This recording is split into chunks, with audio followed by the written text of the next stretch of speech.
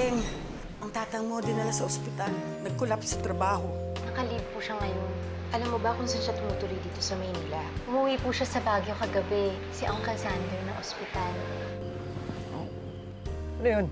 Eh, sabi ni Andeng, kapag nakakuha ka ng shooting star, pwede ka mag-wish. Ano naman winish mo? Sana magsulat na si Andeng. Miss ko na ang girlfriend ko eh. Anding, anong ginagawa mo? Bakit mo sinusunog ang gamit ng nanay mo? Hindi na ba kayo napapagod? Paano kung may ibang pamilya na siya? Gusto ko lang magpasalamat sa inyo. Ginagawa lang namin trabaho namin, ma'am. Parang type ka nun eh. Oh, Gaspi, wag ah, wag. Girlfriend ako. Hindi naman malalaman eh. Ay, hindi ako ganun. Pwede na yun, no? Hindi ako ganun, hindi ako katulad mo. Ito. Kuya.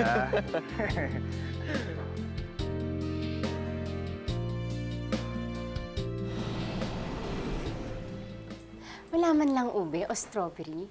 Sayang naman yung pag-akyat mo. Wala ka man lang pasalubong. Pero akala ko talaga matatagalan ka dun. Anding, hinanap ka pala sa akin ng nanang mo. Gusto ko daw niyang makausap. Yun nga ang dahilan kung bakit gusto kong makipagpalit sa'yo.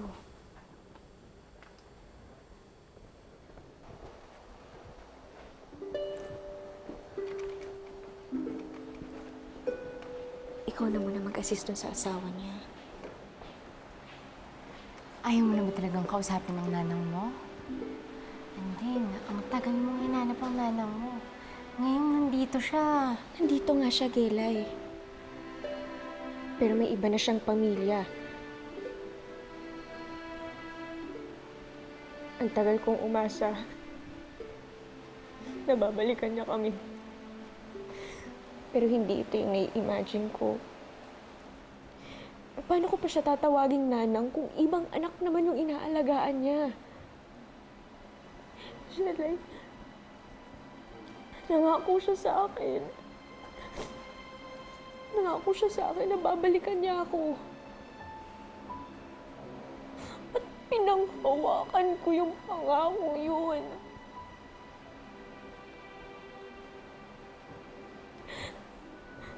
Paano pa yun mangyayari ngayon?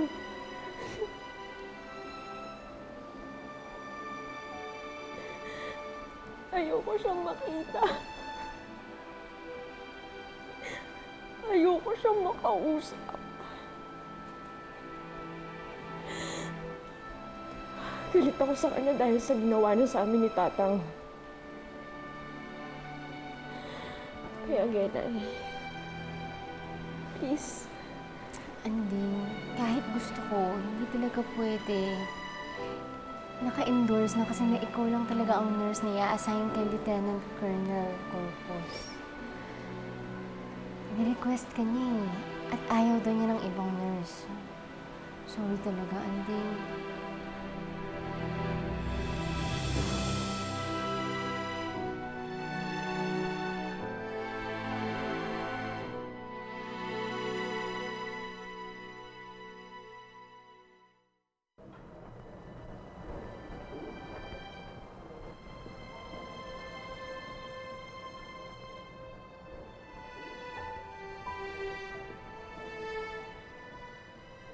Cirrhosis, kapag hindi ka raw tumigil, baka maging cancer sa atay. Ano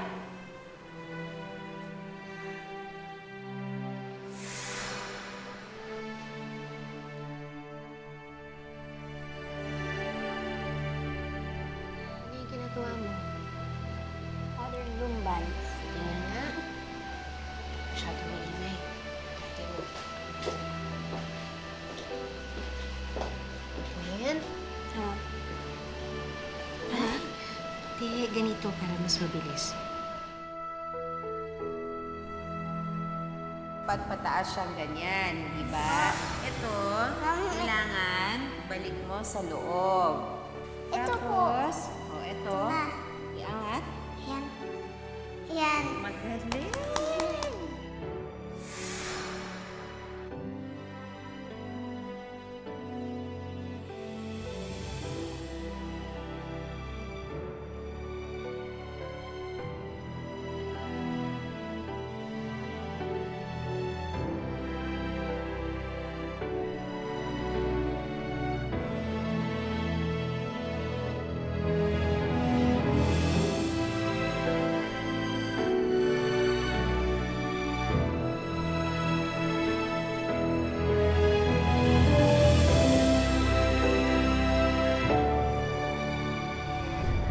Natanggap ng intel na nag-ooperate sa area na to ang grupo ni Kaemo.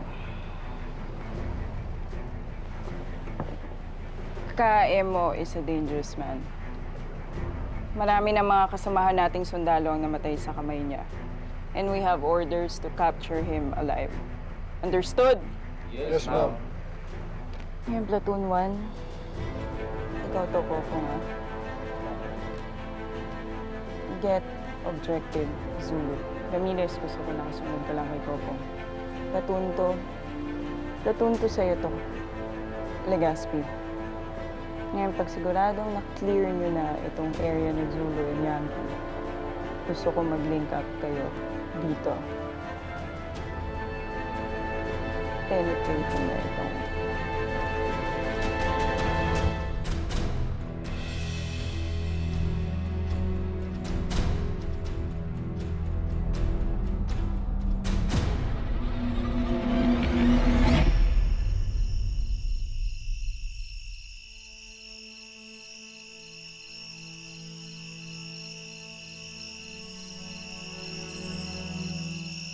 Ako ang huhuli kay Kaemo. Para sa inyo ni Kuya.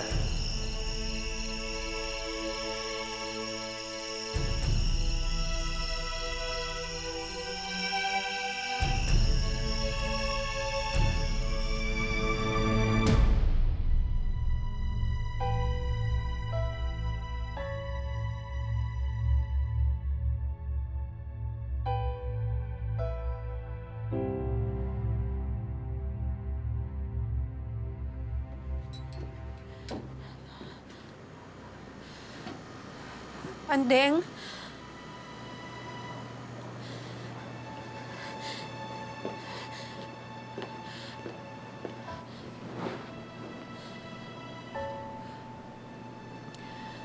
Anak, pakiusap.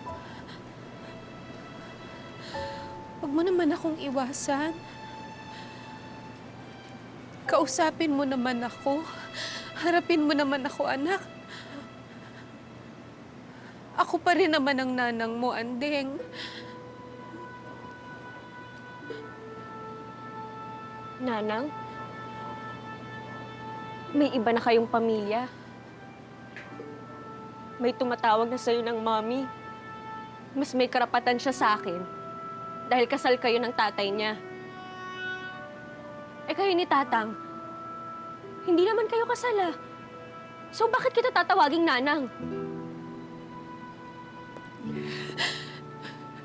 Kahit na ano pang sabihin mo, anak pa rin kita. Tungtungin ka, Andeng. Mahal? Paano mo pinaramdam sa akin yun?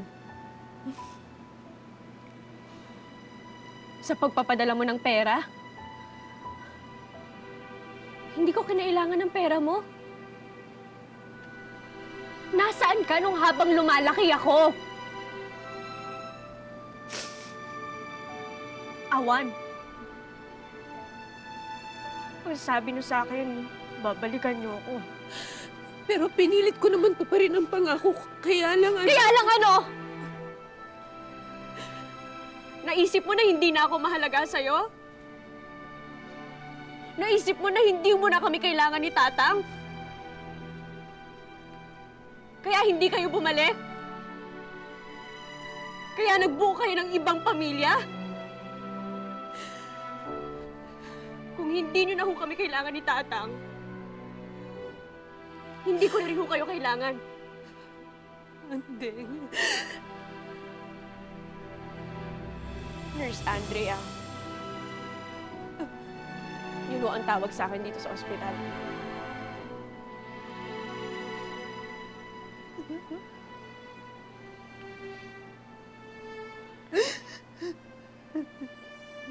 Yun ho ang itawag niyo sa akin.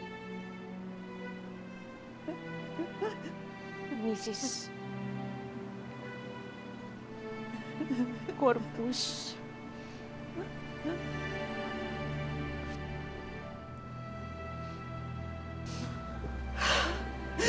Anak!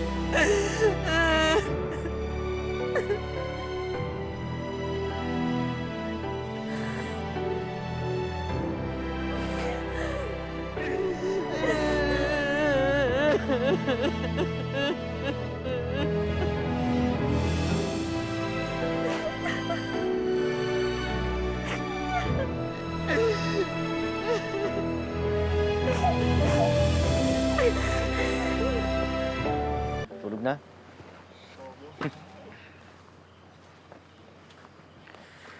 O, Gaspi. Okay ka lang? Oo naman. Parang kasi hindi ka ayos kanina sa briefing, eh. Pong, aga pa tayo bukas.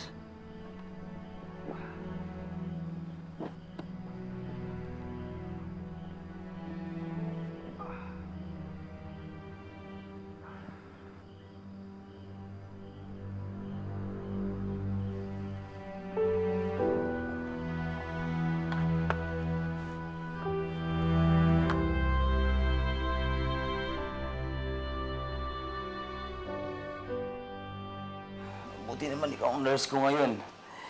Ay, yung nurse ko kahapon masyadong masungit. Ate, off mo kahapon? May family emergency lang. Pero nandito na ako ngayon para i-assist kayo. Sir, ready na po ba kayo sa operasyon niyo? Oh, ready na ako. Chrissy, yung mami mo nasaan? Opera na ako't lahat eh. Wala pa rin siya dito. Dumiretso po siya sa chapel when we got here. Baka nandun pa po siya.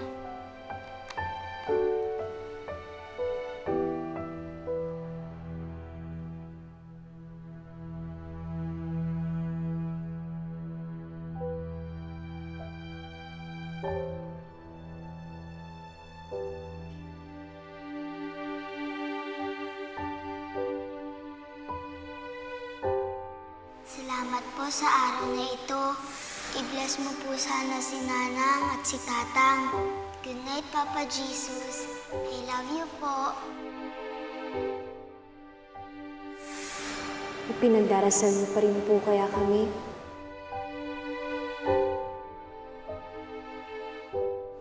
O ang bagong pamilya niyo na lang ho ang laman ng isip niyo ngayon. Patnubayan niyo rin po ang anak kong si Andrea. Pati na ang tatang at apong niya. Mabuksan po sana ang puso niya sa pagpapatawad. Mahal na mahal ko ang anak ko. Gusto ko ulit siyang mahagkan at mayakap.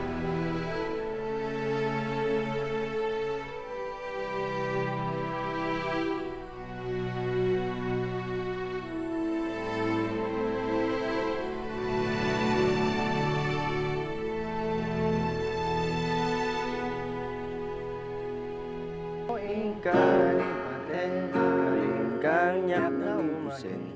Samsam, titik ni patay o bulak at nunim. Nang laylay tiayat ko, kaging palasangin. Unoy narasen ikedeng. Dato'y pusok kanyam lang andeng.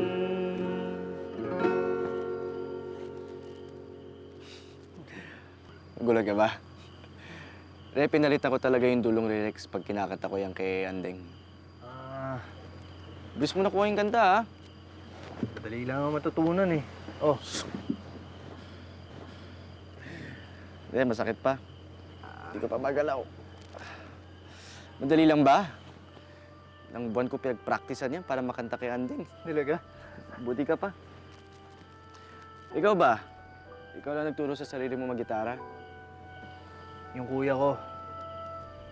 Pero yung daddy ko, yun yung pinakamagaling sa amin. Bunso ka pala, no? Ako, panganay naman. Lalaki rin yung kapatid ko. Nasaan na nga ba utol mo? Wala na sila pareho ni daddy. Namatay sila sa enkwentro eh. Sundaro rin pala sila.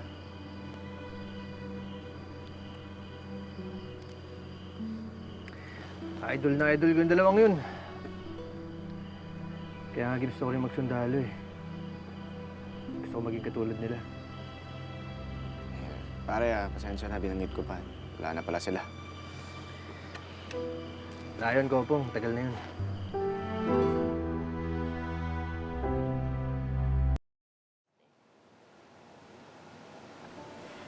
Dear Otep, kamusta ka na?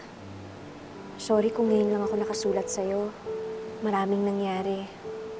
Nagkasakit ang tatang dahil sa sobrang sipag. Sabi pa nga ng apong, adik na ang tatang sa trabaho. Pero bago ka mag-alala, okay na siya. Ako yata ang hindi okay.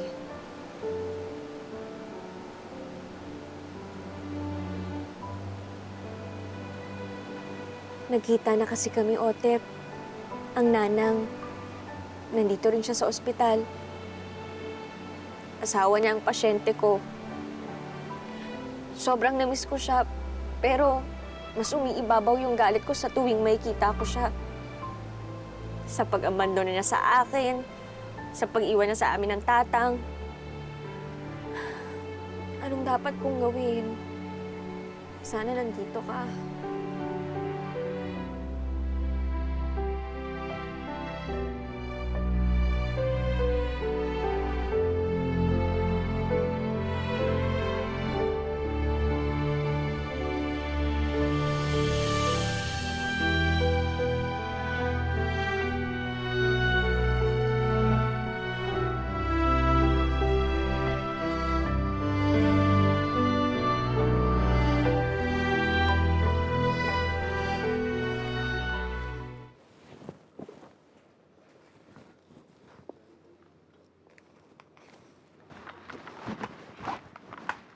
Uy, para kanino yan?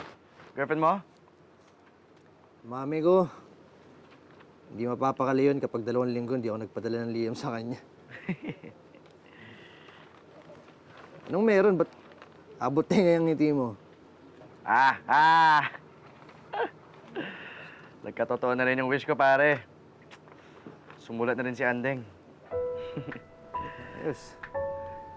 Gaspi, di ba sabi mo, sabihin ko na lang sa'yo kapag may kailangan ako?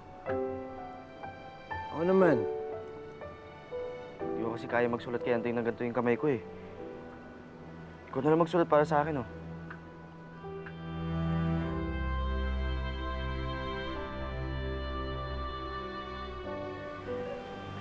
Dapat, hindi mo na ako ibinili ng gamot, Andre. Hindi rin naman ako gagaling. Apong naman, dapat ho maging positive ho kayo. Paano nyo pa ho makikita ang mga anak ninyo kung pinanghihinaan ho kayo ng loob? Wala nang pag-asa na makikita pa kami. Pero ikaw, may pag-asa pa kayo ng nanang mo. Abot kamay mo na siya para magkaayos kayo. Hindi mo dapat sabihin sa akin yung payo mo. Na huwag ako susuko. Bakit hindi mo sabihin ang payo mo sa sarili mo? Magkaiba ho tayo ng sitwasyon, Apo. Lason, pag hinayaan mo, galit sa puso mo.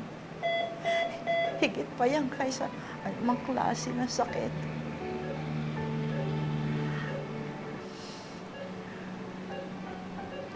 Pahinga na ho kayo, Apo. Pakisabi na lang sa mga anak ko na mahal ko sila. Sana mapatawad nila ako.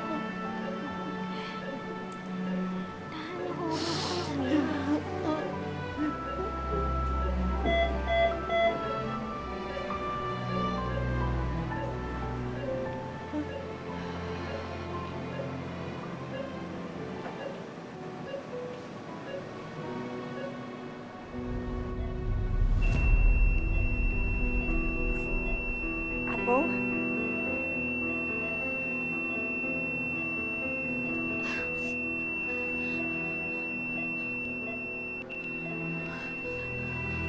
Apong! Apong!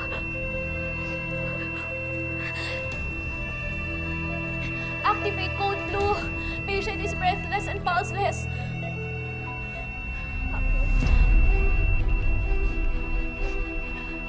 Dok, Nurse, anong assessment natin? wala na ho siyang pulse at saka Sige, perform CPR. ako na.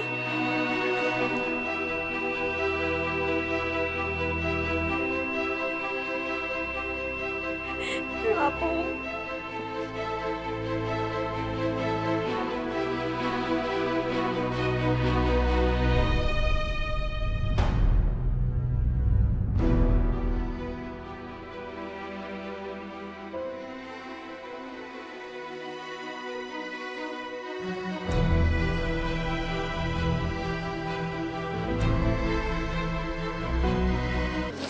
Hanggang ngayon, di ka pa rin nasasanay na mawala ng pasyente. Kung bakit kasi lagi ka nalang nakikipag-close sa kanila. Pwede namang konti lang. Kelay, trabaho nating alagaan ang mga pasyente natin. Pwede nga, Rod.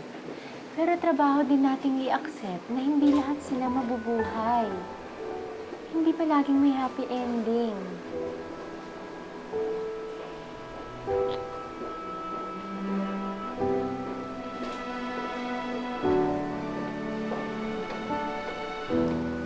Excuse me, nandito ba si Nurse Andrea? Ako si Andrea. Pwede ka bang makausap? Ako si Mara, anak ni Aling Tonya. Nalulungkot ako at wala ako dyan para damayan ka sa problema mo, Andeng. Pero konting tiis na lang. Magkakasama na rin tayo ulit. Ayayatin ka. Ano? Ibig sabihin nun sa Ilocano, I love you. Corny mo talaga, Kopong. Ay, susulat ko talaga yan? Isulat mo na lang kasi. Ano yan? Ayayatin ka. Ayatin ka. Ay, tapos ipirma mo na rin yung pangalan ko. Ayan. Ayan, subukan mo gayahin to. Ayan nga. Ako, expert ako dito. Kasi dati, nung nag-aaral pa ako, madalas ko pino-forge yung pirma ng mami ko. Kapag pinapadala na ako ng sulat sa eskwela. Salbahe ka rin, no? Puro ka siguro bulakbol. Konti lang. Teka. Oh, mo nga to. Ayos, pwede na. Hindi na mahalata ni Anding na hindi ako nagsulat nito. Kasi, hindi talaga pwede malaman na na-spray na ako. Mag-aalala yun. Ayos din kayo ng girlfriend mo, no? Kasi pasulat-sulat pa kayo nalalaman. Si Anding ang may gusto nun. Para daw pagtandaan namin, pwede namin balikan ng mga sulat na to. Corny mo talaga, Kopo. Minsan dapat nagpapakorny ka rin. Eh ikaw kaya, subukan mo kaya sumulat sa girlfriend mo para mawala yung tampo. Oh. Corny, ha?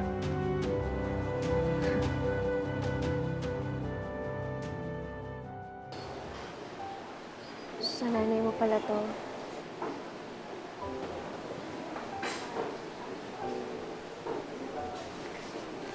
May iniwan para sa iyong inay. Prayer book niya yan.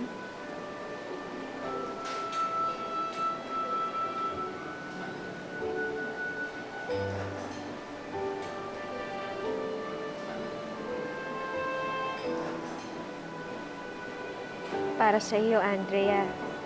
Para lagi mong maalala na hindi dapat naghihiwalay ang isang ina at ang kanyang anak, Nanang Tonya.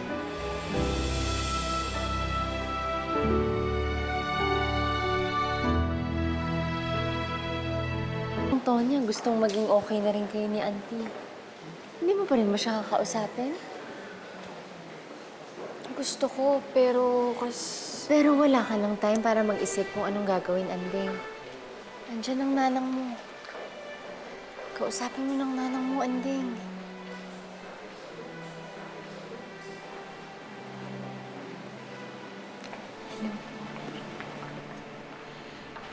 And then,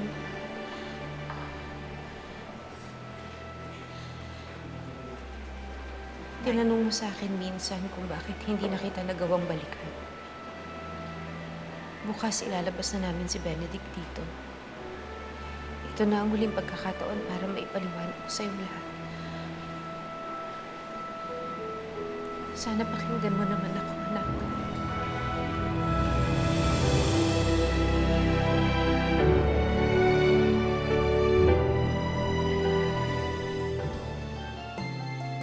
akala ko hindi na kayo matutuloy magpatato ah. Sana magustuhan to ni Andeng. Wala na itong burahan eh. Sino si Andeng? Nobya mo? Oo, pag uwi ko magpapakasal kami. Ang sweet naman ni Ivan. Sinulatan ka pala niya. I'm sorry, but this isn't a letter. It's simply a dried up leaf with hello written on it. Bethany, Ivan is trying to reconnect with you. Give him a chance. Tayo, Mindo! Wala yung paindulay ah! Amos! May natanggap kaming balita mula sa isang kasamahan naming inaatake raw ang kampo nila para mabawi ang kanilang leader.